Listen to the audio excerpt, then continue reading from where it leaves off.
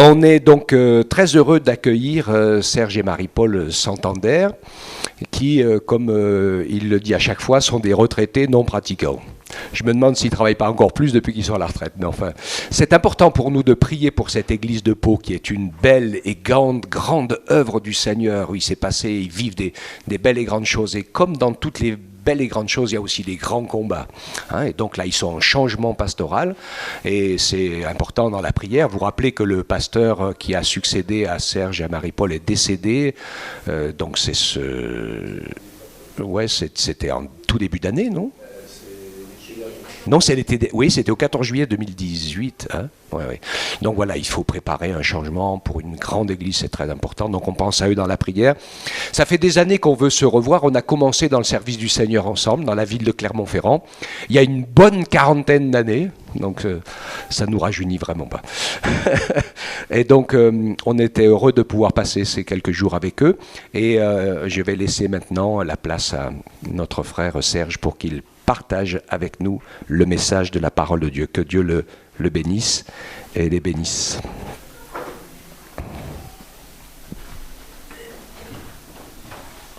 Merci bien, Michel. Bonjour à toutes et à tous. Heureux d'être avec vous. J'ouvre mon ordi. Voilà, je veux d'abord remercier l'équipe de louanges là, parce que ce sont des adorateurs. Moi, je sais que vous le savez, mais ça fait du bien de les encourager aussi. J'imagine qu'il y a peut-être plusieurs équipes de louanges. En tout cas, ces équipes-là nous amènent dans la présence de Dieu, et ça, c'est leur rôle. Voilà, c'est très beau. Si j'ai le temps, j'en parlerai peut-être encore. C'est important de pouvoir adorer Dieu. L'Église, c'est un endroit terrible. Elle peut être terrible. C'est une famille, on peut se chipoter, et c'est le plus extraordinaire des endroits. C'est un lieu magique, entre guillemets, quelque part, dans lequel on peut être, on vit des choses, et parfois on ne réalise pas toujours ce privilège que nous avons d'appartenir aux églises locales. Aujourd'hui, il y a un grand mouvement sur Internet, ou des mouvements qui vilipendent les églises, les pasteurs, les lieux établis. Et donc, évidemment, il y a des modes, mais l'église et les églises locales, c'est vraiment un privilège que d'appartenir à l'église. Et puis, c'est Jésus qui a mis en place l'église, et c'est là qu'il s'y passe des miracles. Il s'y passe des miracles, pas forcément de guérison, bien qu'il y en ait, mais aussi ce miracle dans la communion fraternelle de restauration. Dieu visite et nous bénit. Il n'y a pas d'endroit plus extraordinaire que l'église locale. Et je pensais en venant avec ma femme, je discutais. Michel, ça fait combien de temps que vous êtes là ? Ça fait 19 ans. 19 ans. Voilà. Donc, c'est pour un pasteur aussi de l'âge de Michel, rester aussi longtemps dans une œuvre, bien que nous, on est resté 26 ans sur Pau après avoir transmis l'année dernière. Quelque part, j'ai ce sentiment subjectif, bien sûr, c'est pas en quelques heures, mais quand même que votre Église, elle est aujourd'hui ancrée dans un endroit qui est le fin fond de la France, quelque part. Elle est ancrée, elle est là. Même si j'imagine que vous aimeriez beaucoup plus de résultats, votre Église, elle est là, et elle est là pour longtemps. Et elle est là pour quand le pays va réaliser cette soif de Dieu dont il a besoin. Vos murs seront bien sûr trop petits à ce moment-là, mais l'Église sera là, dans ces moments où le pays va réaliser son besoin de Dieu. En attendant, il faut s'accrocher. Voilà. Mais encouragez aussi vos équipes de louanges, parce qu'il y a une bonne louange, et c'est bien, on a envie d'adorer Dieu. Ah, c'est pas mal. Alors, il y a des c'est comme les docteurs, vous savez, il y a des docteurs spécialistes et des docteurs généralistes. Moi, je suis un pasteur généraliste. Voilà. Et je crois que votre pasteur aussi, c'est un pasteur généraliste. On est pasteur tous azimuts. Il y avait les soudeurs toutes positions. Il y a les pasteurs aussi qui font tout, qui sont des pasteurs. Voilà, la parole de Dieu en parle. Mais j'ai cette conscience, j'en parlais vendredi soir. Si j'ai vu de beaux miracles de guérison, des trucs, ça vous secoue. Même nous, c'est pas qu'on est incrédule, mais quand on voit des miracles pareils, on est quand même étonné. Voilà, on est étonné, on bénit Dieu. Mais j'en ai pas vu beaucoup de ces grands miracles. J'en ai vu dans ma vie de pasteur. J'aurais aimé en voir davantage. Parfois, j'ai même demandé à Dieu, permets-moi, Seigneur, d'être un instrument. Mais non, c'est pas comme ça. Mais j'en ai vu. Voilà, j'ai vu des belles choses. J'ai été aussi instrument pour cela. Mais j'ai surtout vu la gloire de Dieu au travers de mon ministère pastoral. Et c'est ce dont je voudrais vous parler ce matin. J'aimerais vous encourager, bien sûr, à la fidélité, c'est-à-dire travailler avec persévérance à l'œuvre de Dieu.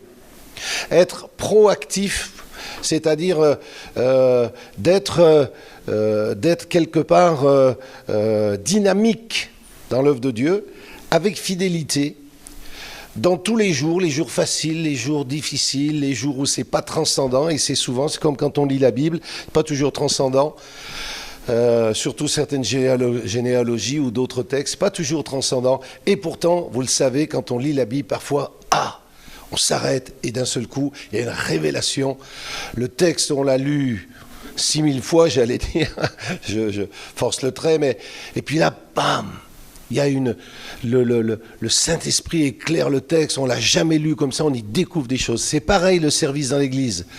Parfois, c'est pas transcendant, parfois c'est fastidieux, parfois c'est du travail. Le ménage, mais plein d'autres tâches, c'est du travail. Et je voudrais voir avec vous, mes frères et sœurs, ce matin, que c'est au travers de ce service fidèle et persévérant qui est capable de rester disponible, je disais tout à l'heure de façon proactive, c'est-à-dire pas simplement une attente résignée, mais un service dans l'œuvre de Dieu. Et je veux inviter ce matin ceux qui ne sont pas impliqués dans l'œuvre de Dieu à le faire. Il y a plein de services, les services des enfants. Aujourd'hui, parfois certains parents dans les églises, je vais être cash. J'ai passé l'âge de quelque part dire les mots avec diplomatie. Je suis assez cash. Parfois dans les églises, on voit des parents, ils veulent les clubs du dimanche juste pour passer un bon culte. Non, mais ici, c'est pas le cas, mais ça arrive. Vous voyez. Or, on a besoin aujourd'hui d'évangéliser nos enfants. On a besoin, ils sont les plus en danger. C'est pas mon propos, mais ils sont les plus en danger. Ils sont menacés, tous les enfants en général, et les enfants de chrétiens en particulier, parce qu'eux, en plus, eh bien, ils ont des parents qui sont chrétiens. Moi, j'ai été pasteur 40 ans. Jusqu'en janvier l'année dernière, j'ai transmis, le collègue qui m'a succédé a été repris par le Seigneur, beaucoup de turbulences, il a fallu être là, on rend grâce à Dieu de ce qu'on a eu pendant une année, le pasteur Franck Lefilâtre, qui est un orateur, un enseignant, fait du bien à l'Église, et on va recevoir un pasteur du Nord, il y a des ch'tis ici, qui s'appelle Laurent Desmolles, et qui va aussi prendre l'œuvre, on est réjouis pour cela. Mon épouse est petite, mais elle est grande. Voilà. Et je dis souvent, c'est mieux d'épouser une super chérie qu'une supercherie.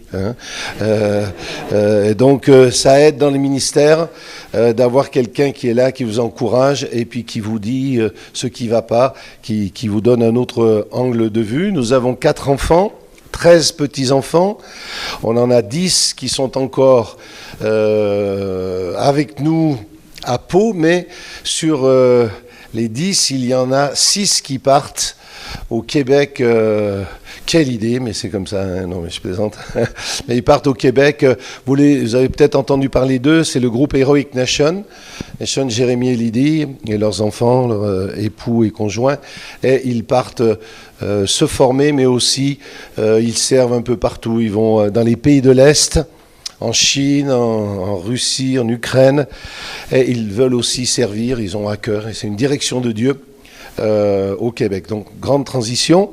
Et pour nous aussi, moi, on m'appelle GPS, grand-père Serge. Voilà. Mais je suis aussi, depuis 6 mois, je suis chauffeur VTC. j'ai pris un travail complémentaire. On avait besoin aussi de revenus. Et en même temps, pour moi qui me suis occupé de tellement de choses dans ma vie, ça me fait un sas intellectuel. Et ce qu'il y a d'extraordinaire, c'est que mon véhicule devient comme le char de l'eunuque. Vous savez, il y avait l'eunuque sur son char, et c'est Philippe l'évangéliste qui a été emmené là-bas en plein désert pour lui parler. Moi, c'est différent. Je suis chauffeur ETC, j'ai aussi l'habilitation Uber, je suis chauffeur Uber, le seul à Pau. Ils ont fait un article d'une page entière sur le journal. Voilà, j'ai pu parler, bien sûr, ils me connaissaient de la soupe de nuit de l'église. Mais j'ai les gens qui viennent dans ma voiture, et quand ils sont dans ma voiture, les portes sont fermées, j'avance. Et très souvent, j'ai l'occasion de parler du Seigneur, de témoigner, d'amener. Et certains se sont convertis dans ma voiture. Je pense à un jeune homme en particulier. Et des businessmen ou women. Voilà. Donc c'est très curieux, c'est particulier. Mais je dis pas ça que je ferai ça toute ma vie et toute ma retraite. Mais c'est extraordinaire. Je me régale. Je me régale. Toute la société, des grands aux petits, passe dans ma voiture. Et je vois tout le monde, des petites ados de Facebook, jusqu'aux grands businessmen, boboïdes et toutes les générations. Et c'est fabuleux pour un pasteur. Voilà. Alors, voilà pour les présentations. Nous avons 4 enfants, mais j'ai un petit 5e qui s'appelle Manu, qui est aussi un fils spirituel. J'ai vu qu'il y avait un article ici, un bel homme de Dieu, camerounais, mais pasteur évangéliste par le rap. Et donc on a vraiment vu de belles choses dans le ministère pastoral. Je n'aurai pas le temps de tout vous raconter. Mais ce que je voudrais vous dire, c'est que il faut être disponible pour l'œuvre de Dieu au moment où le Seigneur a besoin de nous. Est-ce qu'il y a ici des bricoleurs? Est-ce qu'il y en a des bricoleurs qui ont un petit atelier quand même, quelques outils? Ok. Rien n'est plus terrible pour un bricoleur, vous allez me le confirmer, que quand vous bricolez de ne pas trouver la pince Becqueron. Mais qu'est-ce que j'en ai fait? Où je l'ai mise? Voilà. Et quand tu bricoles, rien n'est plus terrible que pas avoir l'outil dont tu as besoin à ce moment-là. Et parfois terrible, tu es obligé d'aller à Castorama, je ne sais pas où, on va en reprendre une. Et tu es fou. Hein. Ma femme, un jour, je partais, elle me dit, je vais faire du rangement. Je lui dis, tu touches pas mon atelier. Tu touches pas mon atelier. Voilà, parce que je m'y retrouvais dans ma panique, là. Ouais. Et puis je suis parti, au moins, c'était peut-être une dizaine de jours, je ne sais plus où je suis allé. Quand je suis rentré, elle avait rangé mon atelier. Il y avait tous les outils rangés. Et je vais vous dire, j'ai passé une bonne période à me régaler à bricoler parce que je trouvais les outils. Elle a fait un super travail. Voilà, c'est à nouveau le souk un peu, mais il faut que je reparte. Voilà. Donc Dieu fonctionne comme ça. Quand il a besoin de certains outils, il aime bien qu'ils soient là. D'où cette notion de fidélité. On va parler de la foi. Cette notion de fidélité. Si il y a plein d'images dans la Bible, il y a la flèche dans le carquois, il y a plein d'images. Mais Dieu a besoin de moi, il a besoin que je sois fidèle, et pas simplement fidèle à attendre, fidèle à servir. Vous avez remarqué, faites l'étude, que Jésus, et pourtant il a pris du temps, il a pris une nuit de prière, quand il choisit ses disciples, il choisit des gars au boulot. Ils sont au travail. Dieu attend de nous qu'on soit investis. Votre Église a aussi besoin de vous. Le service des enfants a besoin de gens qui s'y consacrent. Bien sûr, il y a des services qui sont parfois plus valorisants, mais c'est important qu'on soit dans tous les services de l'Église. Je suis rassasié. Je suis dans le bonus. J'ai tellement vu de belles choses dans ma vie qu'aujourd'hui, j'ai ce sentiment-là. Je suis très heureux. Je bénis Dieu, j'ai une communion avec mon Seigneur, je l'adore. Et je suis heureux d'avoir vu toutes ces choses-là. Et aujourd'hui, c'est du plus, c'est du bonus. Je me régale. Et il y a tellement de choses encore. Je vous en parlerai tout à l'heure. On est impliqué dans une école que nous avons lancée. C'est ma fille qui est directrice. Mais on a une petite équipe qui a mis ça en place. Et donc on se régale de voir l'œuvre de Dieu. On vit de miracles. Mais ce sont des miracles que je dirais pastoraux, des miracles dans la vie d'un pasteur ordinaire. Et de la même manière, être pasteur, c'est un service pour Dieu, mais on est tous serviteurs et servantes de Dieu, on est bien d'accord avec ça. Donc, ce que je dis, c'est pas simplement vrai pour les pasteurs, ça l'est, mais c'est vrai pour tout service de Dieu. Et parfois, pour plein de raisons, on peut, parce qu'on est usé ou fatigué, on peut se lasser un peu. J'ai inventé un terme qui m'appartient, mais qui parle quand même, ce terme, c'est contemplateur. Contempler en agissant. Je sers Dieu, je vois des choses et j'adore Dieu. Je suis absolument 100% persuadé, convaincu que rien ne peut se faire sans sa grâce, sans son intervention. J'adore, je dis Seigneur, c'est juste incroyable. C'est juste incroyable comment tu nous utilises. Et donc, j'adore tout en agissant. Et je voudrais vous encourager ainsi à tenir ferme et à être des hommes et des femmes de foi. Alors, peut-être que ça va apparaître... Ah ben voilà, j'ai le retour. Le mot foi, je voudrais le distinguer avec vous. Vous savez, c'est mnémotechnique. Astérix, c'est mnémotechnique, ça. Hein, ça sert parfois de garder certains mots. Je voudrais vous donner 3 termes. La foi, fidélité, ordinaire, inimaginable ou inouï. Peu importe. Et ces 3 mots ne sont pas simplement comme ça. Ça fait partie de la foi. Le premier mot, fidélité. Fidélité et foi, c'est la même chose exactement. La même chose. En grec, c'est pistein, à l'infinitif, c'est le mot fidèle, fidélité, foi, c'est la même chose. La foi, c'est la confiance. Le mot fidèle et foi, c'est exactement le même dans l'Écriture. Et donc, cette foi ordinaire qui va se traduire dans des actes quotidiens répétitifs et parfois, sur de longues périodes, va produire immanquablement, à un moment ou un autre, l'inouï, l'inimaginable. À celui qui peut faire par la puissance qui agit en nous. On viendra sur ce verset, il va apparaître. Éphésiens 3:20, c'est le verset qu'on avait mis sur notre faire-part de mariage. Or, à celui qui peut faire par la puissance qui agit en nous, infiniment au-delà de tout ce que nous demandons ou pensons, infiniment au-delà de tout ce que nous demandons ou pensons, à lui soit la gloire dans l'Église en Jésus-Christ, dans toutes les générations, siècles des siècles. Amen. Je voudrais vous parler de cette foi ordinaire. Je m'adresse à des gens, des hommes et des femmes de foi. Si cette église est là, c'est parce que vous exercez la foi. Je veux juste vous encourager, non seulement à tenir ferme, mais à progresser dans la foi et dans cette fidélité. Un autre texte, Hébreux 11, c'est un texte de base pour la foi. Or, la foi, quelqu'un va le lire à haute voix, quelqu'un qui a une voix solide et qui sait lire, c'est vaut mieux. Quelqu'un nous le lit ? Allez. Or, la foi est une ferme assurance des choses qu'on espère, une démonstration de celles qu'on ne voit pas.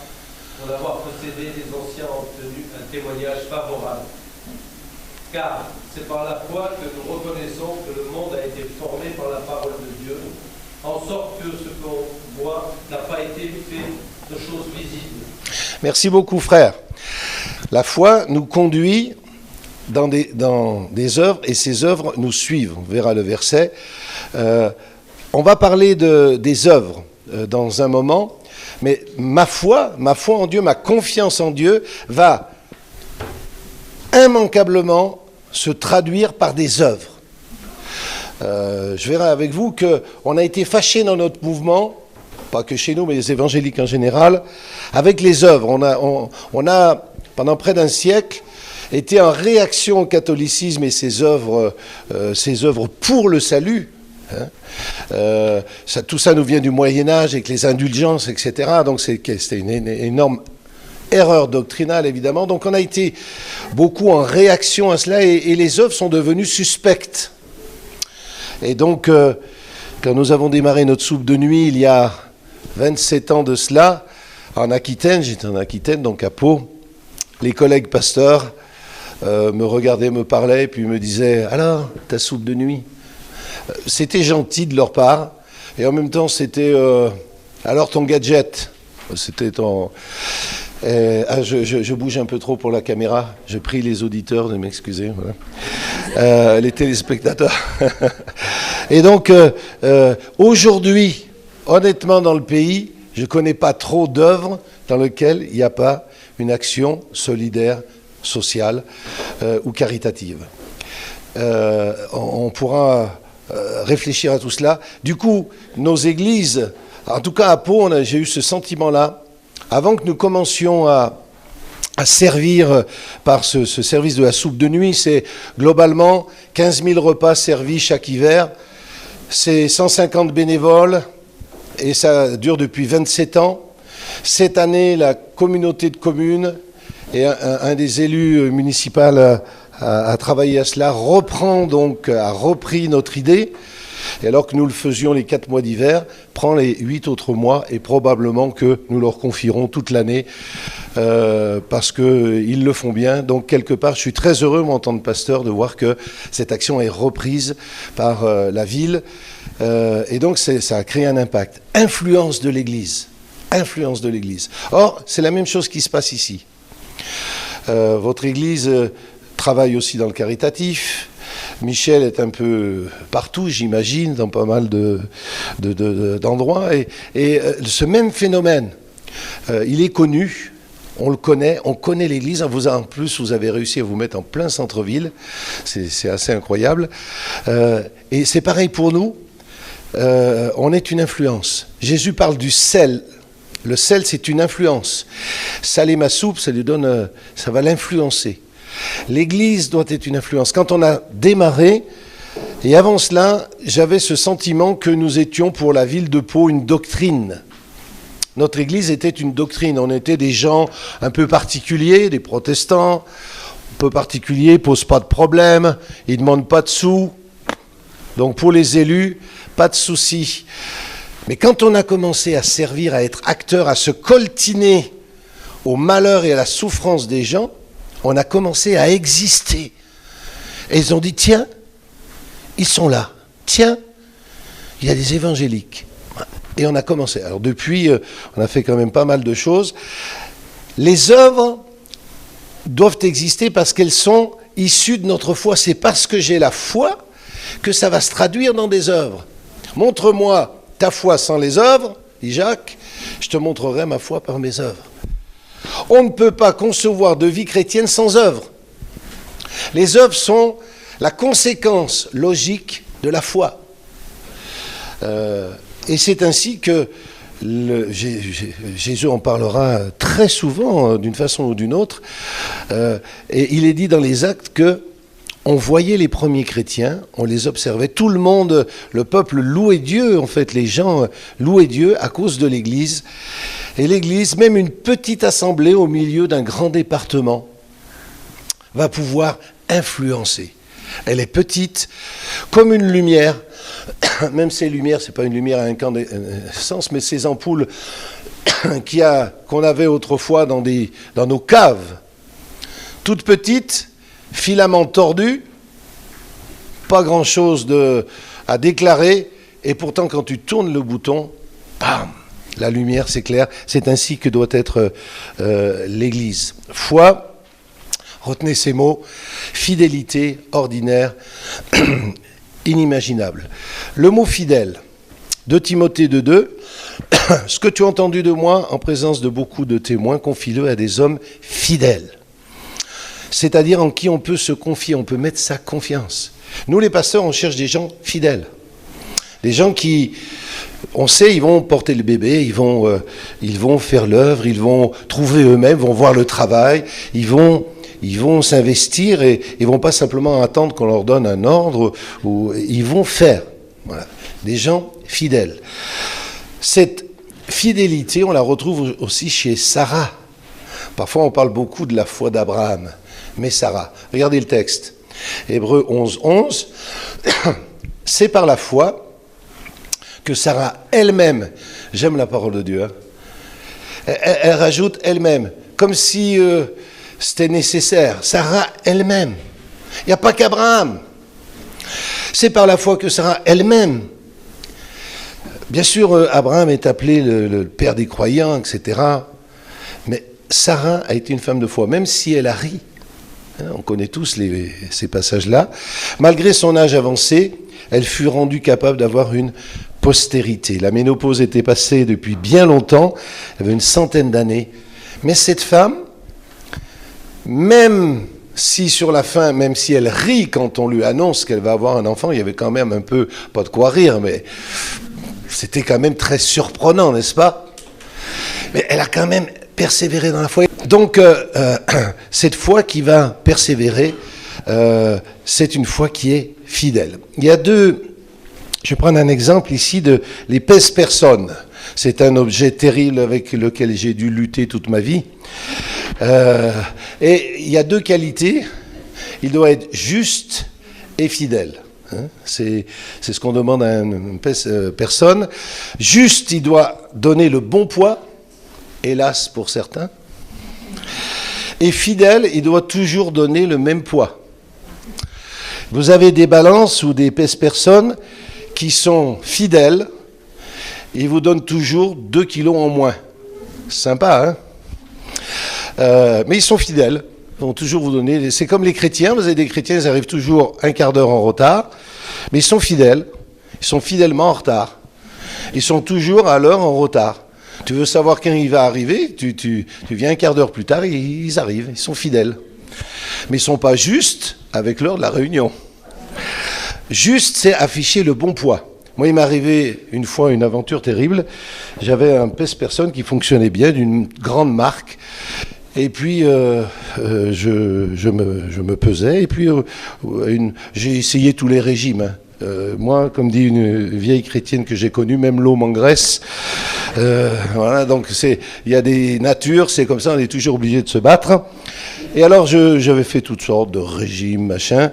Et puis un jour, je vois mon pèse-personne qui... Je pesais un peu moins. Alors, je suis très heureux. Et puis, de jour en jour, je pesais un peu moins. Je dis, oula, ça marche. Et donc, je continue ce régime-là, dans lequel je mangeais pas mal quand même.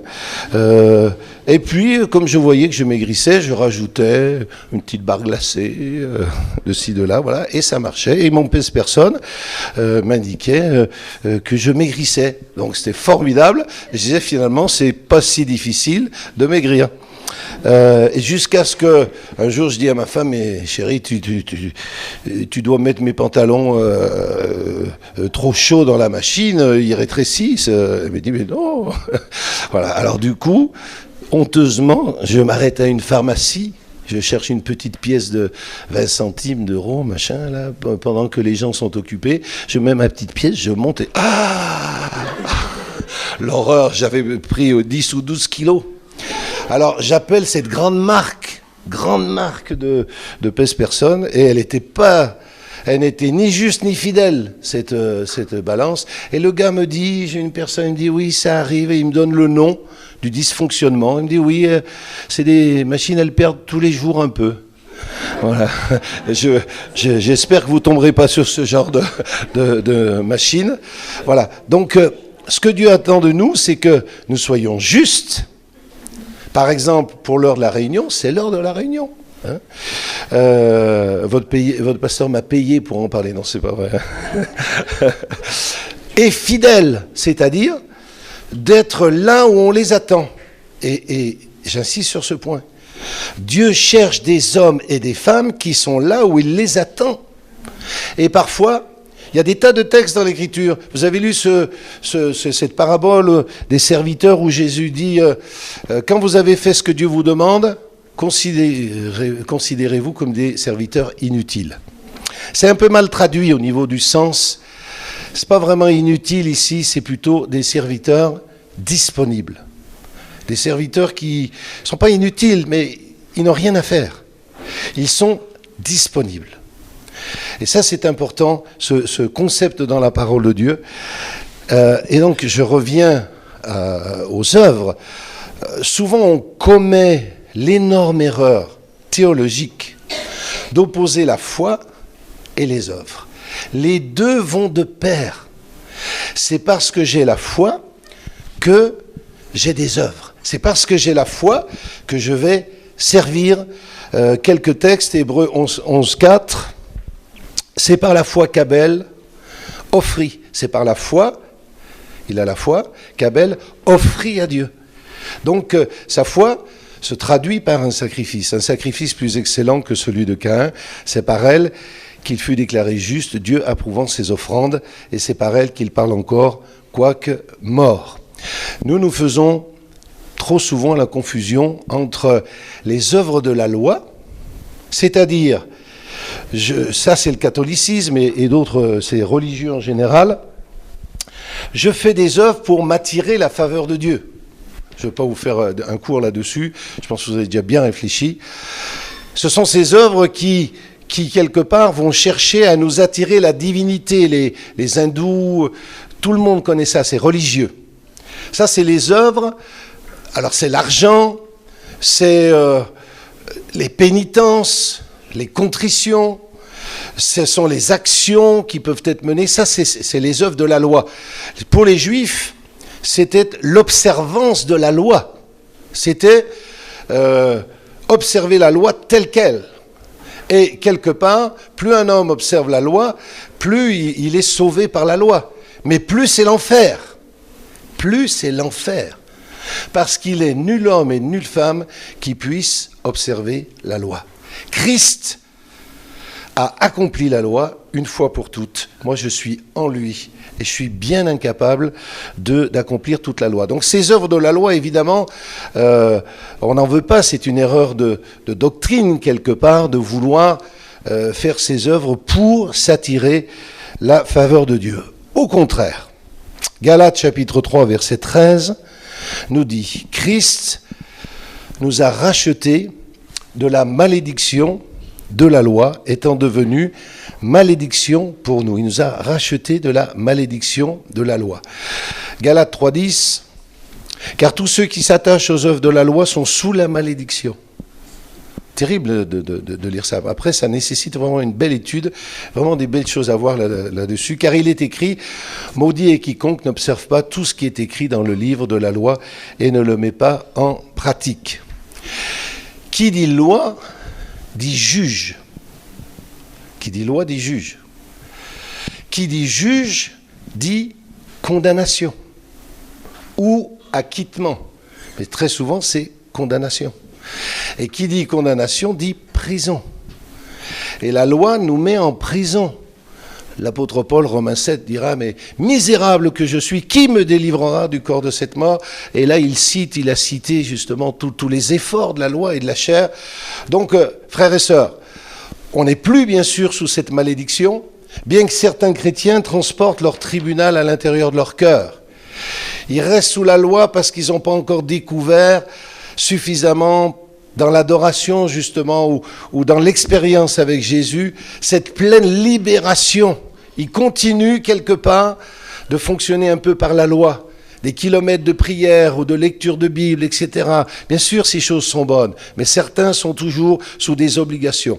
Donc c'est pas mon propos, je vais passer vite, mais on ne peut pas être un chrétien pleinement libre et heureux tant qu'on est sous ces dépendances et sous cette tentative d'observer les œuvres de la loi. Tout cela, nous dit Colossiens 2,14, il a effacé l'acte rédigé contre nous qui nous condamnait. Au fond, toute la loi de l'Ancien Testament est rédigée contre nous. Elle est rédigée contre ma nature de pécheur. Elle est rédigée juste pour me montrer qui je suis.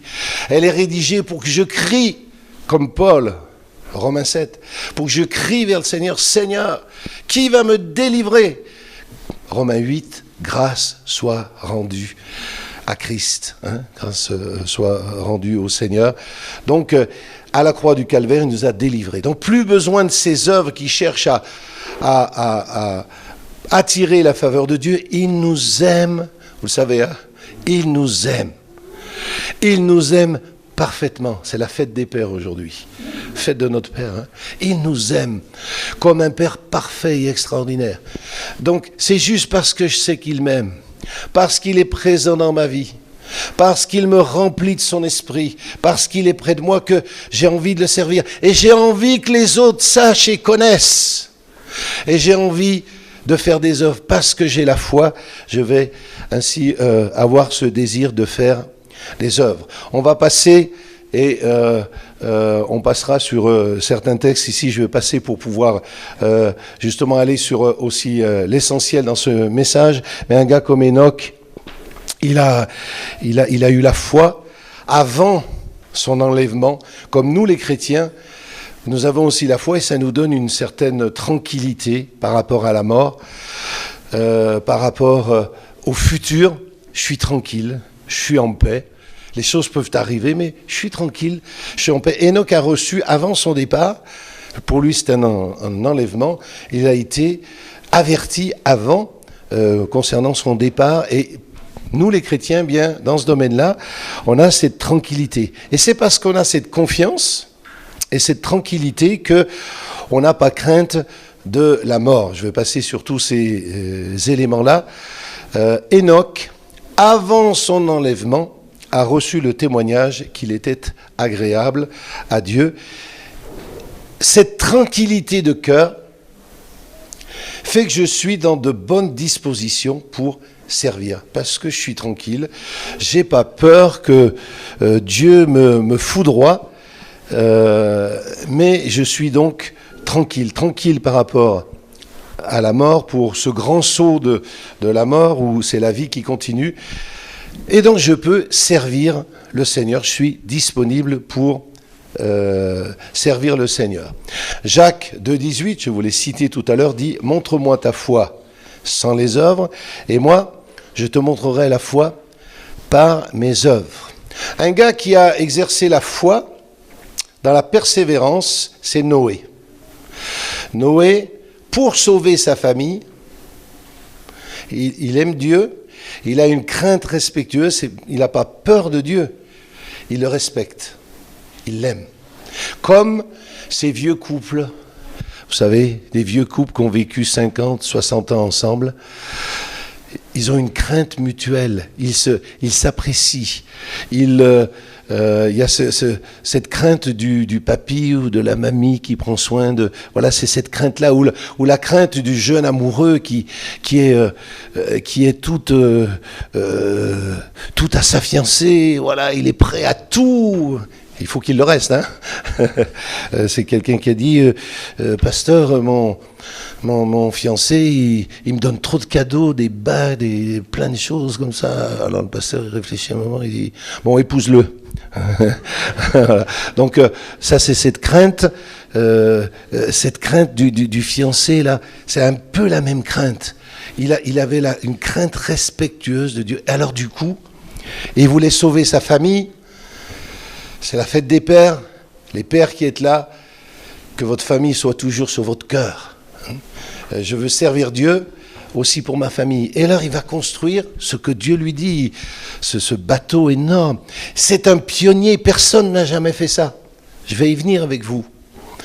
Pour bouger ce pays, Dieu va nous conduire un jour ou l'autre dans des choses qui ne sont pas habituelles. Ça fait partie du programme de Dieu quelque part, des fois de casser certains codes. Il ne s'agit pas comme certains, de casser l'œuvre de Dieu ou les choses de Dieu, mais parfois d'avoir cet esprit de pionnier. Or Noé avait cela. Il a fait quelque chose que personne n'a jamais fait, évidemment. Il n'avait pas plu et il a obéi. Il a été averti lui aussi à l'avance de ce qui allait se passer. Comme les chrétiens aujourd'hui dans ce pays sont comme avertis des choses qui vont se passer. Il y a le sentiment dans le cœur des chrétiens que des choses sont en train de se passer, que le monde ne voit pas, les gens ne voient pas ce qui se passe, mais nous on est comme avertis, on se prépare et on est prêt pour les choses de l'avenir. Donc c'est pas de la peur qu'il avait, mais c'est ce souci de Dieu et de faire l'œuvre de Dieu. Il a persévéré, ça a duré une centaine d'années, cette construction. Et quand le moment est arrivé, la colère de Dieu est tombée, quelque part aveugle, je mets ça entre guillemets, aveugle, mais celui qui avait entendu sa parole a été protégé. La colère de Dieu est tombée sur l'humanité, mais celui qui avait entendu le message s'était protégé, il avait fabriqué le bateau. Pareil pour nous les chrétiens, la colère de Dieu est tombée sur Jésus le Christ, il a été comme le paratonnerre, il a pris sur lui la colère de Dieu, il y a eu un moment terrible, mon Dieu, pourquoi m'as-tu abandonné? Il y a une rupture, la colère de Dieu tombe sur Jésus, comme pour Noé. Si vous lisez les textes, il est dit, Dieu se souvint de Noé. Qui connaît ce texte? Dieu se souvint de Noé. À un moment donné, la colère de Dieu est tombée sur Noé, mais cet homme fidèle a fait fidèlement ce que Dieu lui demandait, il a obéi à la parole de Dieu, il l'a fait fidèlement, malgré les critiques, pendant 100 ans. 100 ans, c'est long. Les gens sont venus, certains sympas. Hé Noé, ça va ton bateau? Tu avances un peu? Et d'autres qui se moquaient de lui. 100 ans. Dur. C'est ce que vivent beaucoup de chrétiens évangéliques dans l'environnement du travail.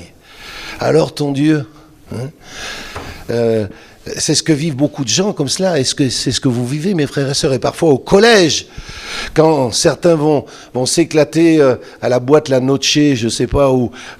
Et toi alors? Ben moi je m'éclate à l'église. Ah oui? Oui. On a eu des êtres extraordinaires qui sont venus. Des êtres invisibles qui étaient avec nous. Des êtres invisibles? Incroyable. Oui. Et puis ils nous ont parlé. Waouh, ils t'ont parlé. Mais qu'est-ce qui se passe dans ton église? Ah ben écoute, dimanche prochain, plutôt que d'aller à ma boîte, je vais venir à ton église. J'ai envie de voir ce qui s'y passe. Un peu d'humour. Mais c'est exactement ça. Il se passe des choses dans l'église, même si parfois c'est long, il se passe des mois dans lesquels on ne voit rien. Et puis un jour, hop, il n'y a pas si longtemps, enfin il y a peut-être 2 ou 3 ans, je sers le Seigneur et d'un seul coup, je crois que j'étais assis à ma place de pasteur, et puis je reçois un don spirituel. Je vois dans mon cœur, je reçois cette image d'une personne qui a une maladie invalidante. C'est très fort. Et ça me pousse à le dire, et je le dis, je me lève et je le dis, il y a quelqu'un, c'était vraiment quelque chose de fort du Seigneur, et je dis cette parole-là, et dans mon esprit, je voyais certaines personnes. Et puis j'ai su, 2 ou 3 jours après, que le père de mon gendre, qui lui était atteint, et lui je le voyais pas du tout dans mon don spirituel, je pensais pas du tout à lui, cet homme-là a été guéri instantanément, il était véritablement bloqué, d'ailleurs il marchait comme ça, et il a été guéri. Chose de Dieu qui arrive, c'est un exemple, mais chacun peut vivre des choses comme ça, dans lesquelles à un moment donné, Dieu intervient. Est-ce que ça vous arrive pas parfois de dire, mais oui, Dieu a fait ça, et alors on est émerveillé. C'est le doigt de Dieu, c'est le doigt de Dieu et du Seigneur.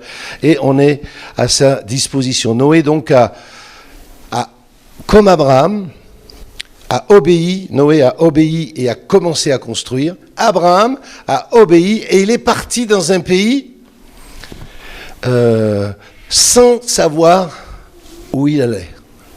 Sans savoir où il allait, nous dit l'Écriture et la parole de Dieu. On peut se dire, c'est pas très responsable aujourd'hui. Mais il est parti, il a cru en Dieu, il a mis sa confiance. Et cette foi en Dieu, qui a été ordinaire, parce que si on étudie le voyage d'Abraham, il est quand même monté par le nord, il est resté, il s'est établi, il a fallu du temps. Ça ne s'est pas passé du jour au lendemain. Parfois, nous, on voudrait que tout se fasse tout de suite, mais ça a été long, il y a eu tout un périple, il y a eu une vie avec la famille, il y a eu les enfants à langer, excusez-moi, enfin, il y a eu les bêtes à s'occuper, il y a eu plein de choses, la vie quotidienne, le train-train, mais il est passé, il a quitté ce Ur en Chaldée pour passer par le nord, ça a été long, jusqu'à ce qu'un jour, il arrive dans cette terre de Canaan, et c'est là qu'il reconnaît. Là, tout se précise, tout prend un nom, les formes floues deviennent nettes, comme quand quelqu'un reçoit, il dit c'est pour ça que je suis fait, et d'un seul coup, il entre dans une œuvre préparée à l'avance par Dieu. Vous avez lu cette écriture? Dieu a préparé des œuvres afin que nous les pratiquions. Vous avez ça dans votre Bible? Eh bien, Abraham, c'est ce qu'il a vécu. Et nous, on a vécu, dans ma vie de pasteur, j'ai vu ces choses-là. Et les plus grands miracles, au fond, c'est de voir que Dieu était présent. Il nous demande des choses et il est présent. C'est parfois des choses nouvelles qu'il nous demande. Et on est comme des pionniers qui ouvrent une trace. C'est le cas, par exemple, pour la soupe de nuit. Mais c'est vrai pour d'autres choses encore. Vous savez, comme pour les skieurs, quand vous entamez un champ de neige tout blanc, pas une trace de skieur, et là vous commencez à skier, la neige fait... Je parle aux skieurs ici, vous êtes sur un champ nouveau, c'est extraordinaire ce sentiment-là. Eh bien, dans les choses de Dieu, on vit cela. Pas seulement les pasteurs, pas seulement les hommes, pas seulement les jeunes. Dans l'Écriture, on a des tas d'exemples de vieux qui ont été utilisés par Dieu après toute une vie au service de Dieu. Siméon, ça vous dit quelque chose? Siméon, un vieux qui a servi Dieu toute sa vie et qui un jour va prendre le bébé Jésus dans ses bras. Toute sa vie prend son sens ce jour-là. Il a servi fidèlement, avec amour son Seigneur, et ce jour-là, mes yeux ont vu ton salut. Mais quelle expérience extraordinaire. Et Anne, qui était de partout, Anne, qui servait dans la maison de Dieu, pareil, elle aussi, elle voit le Christ, elle est utilisée, elle est bénie. Si j'ai le temps, je vous parlerai aussi de Jean-Baptiste. Son père Zacharie, il sert le Seigneur, c'est un sacrificateur ordinaire. Il rentre de temps en temps dans la vie d'un sacrificateur, ça arrivait de temps en temps qu'il rentrait pour le service. Et ce gars-là, Zacharie, eh bien, connaissait l'histoire. Il va être utilisé par Dieu, il va rentrer, il va avoir une promesse d'un enfant, etc. Et il va rester muet. Il ne va pas pouvoir parler. Il est là. Et puis, il reçoit de Dieu des choses. Et il dit, vous lui donnerez le nom de Jean. Mais il n'y a personne dans ta famille qui a été appelé Jean. C'est pas grave, c'est Dieu qui m'a dit ça. Appelez-le Jean, et ce sera ce Jean-Baptiste, le plus grand des prophètes, dira Jésus, de l'Ancien Testament. Et cet homme, Zacharie, père de Jean-Baptiste, a servi Dieu dans la fidélité. Puis un jour, il est choisi, il se passe quelque chose, et Dieu l'utilise. Ça peut être au bout de 1 an, ça peut être au bout de 30 ans. Dieu nous demande de le servir fidèlement, mais d'une façon proactive, d'une façon active. C'est-à-dire, je suis à ta disposition, je t'aime Seigneur. Tu m'as aimé, tu as fait tellement pour moi, je suis tellement heureux de t'appartenir et d'être à toi. Je t'aime Seigneur, j'aime ta présence, j'ai envie de te servir et je voudrais tellement que ceux et celles qui t'ignorent puissent te connaître. Et parfois on est gauche, on est maladroit. On voudrait tellement qu'ils viennent au Seigneur qu'on leur rentre dedans. Il n'y en a pas ici. Hein. On leur rentre dedans. On leur prêche de la Genèse à l'Apocalypse. On prêche d'une façon un peu bourrin. Voilà. Et les gens, au lieu de dire je vais venir dans votre église, ils s'éloignent. On leur donne tout. Vous voyez. Mais si je reviens à Noé, par son service régulier, par sa foi, par son obéissance régulière à la parole de Dieu qui était extraordinaire. Construit-on un bateau? C'est extraordinaire. Que dit la Bible? Il a sauvé sa famille et il a condamné le monde. Vous connaissez les textes? C'est par elle, c'est par sa foi qu'il a condamné le monde. Parce qu'en agissant ainsi, les gens tout autour ont été condamnés à cause de leur incrédulité. Et quand tu sers le Seigneur avec fidélité dans ton église, même si tu es le sujet des colibets et de certaines moqueries, tu exerces ta foi, tu tiens ferme. Et avec une autre image, c'est celle de la flèche dans le carquois. Elle est là, elle est inutile jusqu'à ce que l'archer prenne la flèche, qui est au milieu des autres flèches comme elle. Elles sont toutes différentes. Il prend cette flèche, il dégaine et elle va se ficher dans la cible. Dieu cherche des hommes et des foi, des hommes et des femmes qui ont la foi. Cette foi fidèle, qui se répète, ordinaire, parce que c'est pas tous les jours que c'est transcendant. Elle est ordinaire parce que les cultes se répètent, parce que les réunions se répètent, parce que le service se répète, et elle conduit forcément à un moment ou un autre à l'inimaginable. Celui qui peut faire par la puissance qui agit en nous, c'est pas nous. Et on retrouve le mot contemplateur. C'est pas nous, mais nous, on observe. Je voudrais juste, peut-être si on peut montrer l'image, on a été amené à construire un bâtiment de 3500 mètres carrés qui a les normes d'un zénith à Pau, l'église de Pau, peut-être on peut la montrer, voilà. Elle a toutes les normes, c'est un ERP1, toutes les normes d'un zénith, c'était juste incroyable, et puis de voir les gens se lever dans l'église. Moi, quand j'ai reçu ça de Dieu, j'avais une conviction, j'avais pas le oui et le non. Je savais que ça se ferait. C'était une conviction. J'en ai pas eu beaucoup dans ma vie, mais ça, c'était une conviction. Et les gens auxquels je pensais, il y avait des gens doués dans l'église, des gens qui étaient des gens de métier. Et je me disais, ils vont nous accompagner. Mais non, ils n'ont pas été là, pour plein de raisons. Et se sont trouvés dans l'église des gens qui se sont levés, que je ne connaissais pas ou pas comme cela, et ils étaient là, ils se sont levés, un gars est arrivé à la retraite, et les choses se sont faites. Un jour, on est au culte, je vois un couple du Gabon, je crois que c'est du Gabon, je les salue, c'est à la sortie du culte, je les salue, ça va, vous êtes de passage? Non, on vient s'installer ici. Ah bon, d'accord, ma femme travaille à Total. Ah, mais c'est fantastique, un pasteur, quand il entend ça, il est tout heureux. Et vous faites quoi? Moi, pour l'instant, je fais rien. Ah bon? Il dit, j'accompagne ma femme. Ah bon, vous faites quoi? Je suis ingénieur en béton, conducteur de travaux. Et je lui dis, vous savez pourquoi vous êtes là? Il dit non.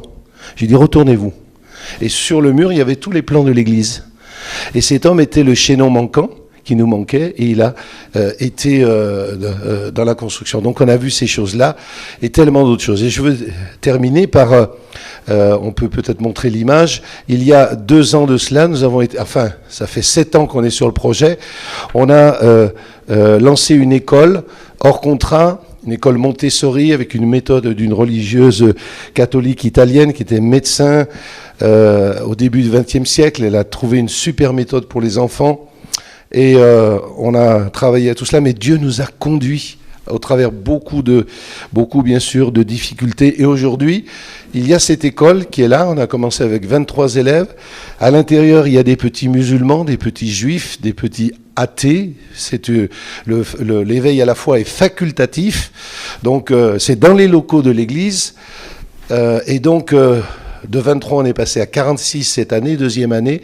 Et pour l'année prochaine, on est en liste d'attente. Il y a un monde fou d'enfants qui attendent pour entrer dans cette école. On en parle dans toute la ville. La diapo suivante vous montrera une conférence qu'on a fait la semaine dernière, où il y a 15 jours, dans lequel tous les professionnels de la santé, psychologues, ergothérapeutes, médecins, sécurité sociale, tous étaient là dans l'église. Et certains, ce sont des laïcards et des anti-dieux à 100%. Ils étaient là dans l'église.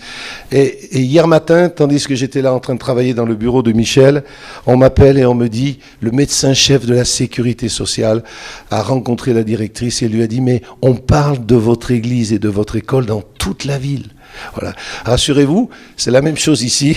Avec vous, on en parle, même si vous ne le savez pas, on en parle. Je résume et je termine. La foi, fidélité, ordinaire, inouïe ou inimaginable. La foi que Dieu met en nous, qui sommes des gens ordinaires, va nous conduire dans les œuvres de Dieu qu'il a préparées à l'avance, afin que nous les pratiquions. Et ce sont ces œuvres-là qui sont parfois très étonnantes, et pas toujours, dans lesquelles on va être armé pour.